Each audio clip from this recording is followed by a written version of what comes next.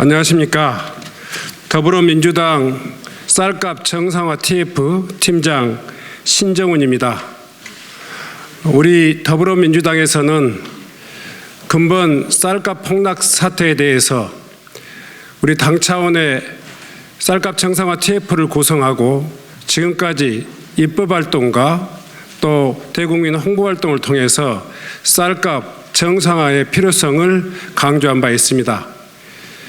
지난 회기 때는 쌀값 정상화를 위한 시장경기 의무화를 담은 그런 양곡관리법 개정안을 상정해서 소위를 통과하고 또 어제는 상임위 전체회의에 부의하려고 했습니다만 여당의 반대에 의해서 아직 상정하지 못하고 지연되고 있습니다. 정부 여당이 이렇게 소극적으로 계속하고 있는 상황 속에서 현장의 쌀 농가들은 속이 타락하고 여전히 어려움에 직면해 있습니다. 우리 더불어민주당 쌀값 TF 팀에 참여한 의원님들과 함께 이 자리에 함께 하신 의원님들이 우리 쌀값 정상화를 위한 그런 노력을 더 가일층 한 단계 더 업그레이드하기 위한 노력의 일환으로 오늘부터는 대국민 홍보전을 병행하기로 했습니다. 그와 같은 사정을 담아서 오늘 이 자리에서 여러분들에게 소상히 우리의 주장과 목적 그리고 앞으로의 일정에 대해서 설명드리고자 합니다. 오늘 이 자리에 나와 계신 의원님들을 먼저 소개 올리고 바로 쌀값 정상을 위한 성명서를 낭독해 드리도록 하겠습니다. 더불어민주당 쌀값 정상화 TF팀의 성명서를 우리 서병훈 위원장님을 시작으로 해서 여러분들에게 낭독해 드리도록 하겠습니다. 더불어민주당은 쌀값 정상화를 위해 모든 역량을 쏟겠습니다. 존경하는 국민 여러분, 안녕하십니까?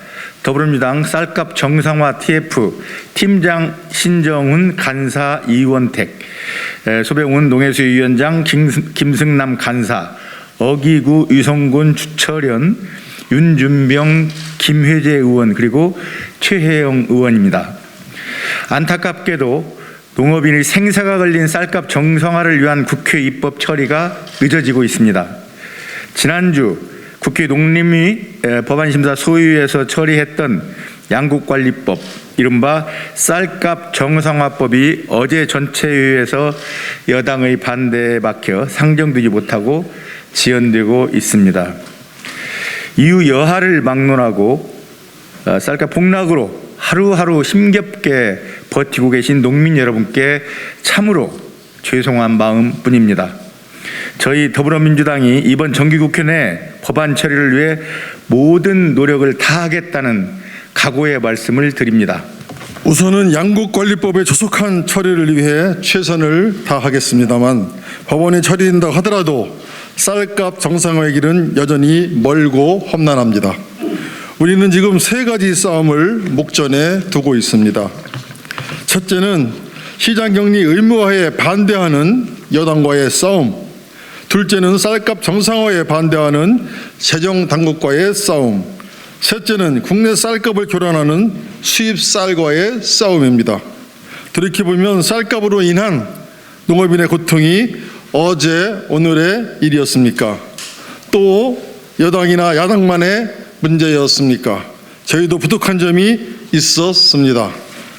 우리가 여당일 때는 국힘당의 윤석열 후보가 조속한 시장격리를 주장했고, 국힘당이 여당인 지금은 민주당의 이재명 대표가 쌀값을 내려달라고 외치고 있습니다.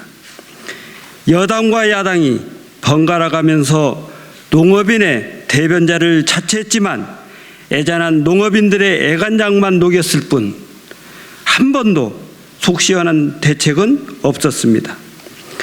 누가 정권을 잡더라도 쌀값 예산을 틀어쥐고 있는 보이지 않는 손에 휘둘리기는 마찬가지였습니다.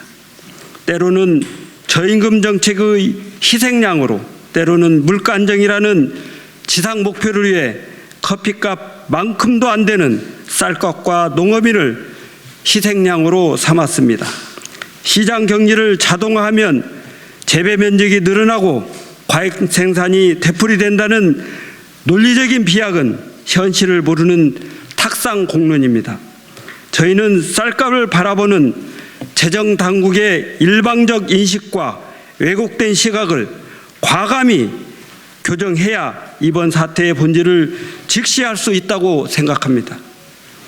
쌀 수급과 쌀값 정상화는 농업인뿐만 아니라 국민의 안정적인 삶을 위한 전제 조건입니다. 그렇기 때문에 쌀값은 일반 시장 논리가 아닌 철저한 식량 안보와 식량 주권의 관점에서 접근해야 합니다. 쌀 의무 수입 물량을 조정해서 국내 쌀 과잉 수급 문제를 해결하는 방안도 본격적으로 고민할 때입니다. 우리나라는 1995년 WTO 가입 이후 2014년까지 20년 동안 쌀 관세를 유예하는 대신 미국, 중국 등 주요 쌀 생산국별 쿼터에 따른 물량을 의무 수입하고 있습니다. 평년장만 되어도 쌀이 과잉 공급되는 상황에서 매년 수입 물량이 40만 8,700톤에 이르다 보니 국내 쌀값 폭락은 속수무책인 상황입니다. 따라서 쌀 의무 수입 물량의 대대적인 ODA 전환 등 수입 쌀을 국내산 쌀 시장과 격리하는 방안을 적극 모색해야 합니다. 쌀 원조 확대는 농민의 시름을 덜고 국제적으로 한국의 위상을 높이는 윈윈 전략이 될 수 있을 것입니다. 최근 김진표 국무장께서도 한덕수 국무총리에게 이와 관련된 입장을 적극 개진하신 것으로 알고 있는데 정부에서는 연내에 과시적인 성과가 나올 수 있도록 발빠르게 움직여 줄 것을 촉구합니다. 역대 정부에서 반복되어 온 쌀값 갈등을 이제는 청산해야 합니다. 해마다 반복되는 갈등과 불신의 악순환도 과감히 끊어내야 합니다. 만성적인 쌀 수급 과잉을 방치하면 농업인의 고통은 가중되고 반복되는 시장 격리로 재정이 낭비될 수 있을 뿐만 아니라 사회적 갈등이 심화되고 지방 소멸은 가속화될 것입니다. 더 늦기 전에 여당과 야당이 정파적 이해관계를 떠나 머리를 맞대고 쌀값 정상화를 위한 근본적 해결 방안을 내놓아야 합니다. 이에 더불어민주당 쌀값 정상화 TF는 몇 가지 단기 과제와 근본적인 개선안을 제시하고자 합니다. 첫째, 단기적으로는 공급 과잉으로 촉발된 이번 쌀값 폭락에 대해서는 잔여 제공 물량과 신곡 초과 생산량을 더한 충분한 물량을 시장 격리로 조속히 확정하여 쌀값 정상화에 나서야 합니다. 둘째, 만성적인 생산 과잉은 타작물 재배와 같은 생산 면적 조정으로 해결해야 합니다.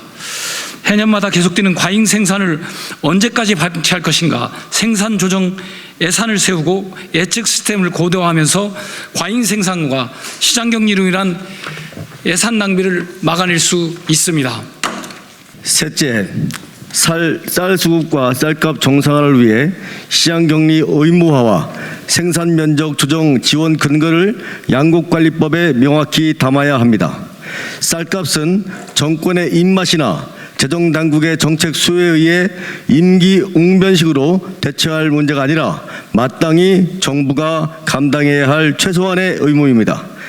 넷째, 정부는 쌀 수입 물량을 개선할 수 있도록 미국, 중국, 베트남 등 쌀 수출국과 재협상을 추진하고 수입쌀의 ODA 전환을 통해 국내산 쌀 시장과 격리하는 방안을 적극 모색해야 합니다.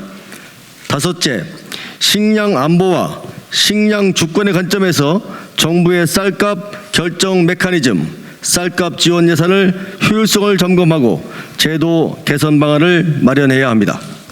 존경하는 국민 여러분, 농촌은 뿌리요, 도시는 열매라고 합니다. 농민과 농촌이 살아야 지방 소멸을 막을 수 있습니다. 30년 동안 계속되어 온 쌀값으로 인한 사회적 갈등을 끝내야 합니다. 이상과 같은 목표를 관철시키기 위해 정기 국회 동안 적극적인 대정부 활동과 함께 오늘부터 26일 상임위 법안 통과 시까지 국회 본청 앞 국회의원 1인 릴레이 피켓 시위를 진행하고 이후 사항에 따라 항의 농성, 대국민 캠페인 등을 전개하고자 합니다. 또 필요하다면 현장의 농민단체 등과 함께 용산 대통령실 항의 집회 등 쌀값 정상화를 위해 모든 노력과 역량을 쏟겠습니다. 쌀값 폭락으로 하루하루 속이 까맣게 타들어가는 우리 농민들의 손을 잡아주십시오. 쌀값 정상화를 위한 대국민 캠페인에 적극 동참해 주십시오. 감사합니다. 2022년 9월 21일 더불어민주당 쌀값 정상화 TF 국회의원 일동 이상입니다.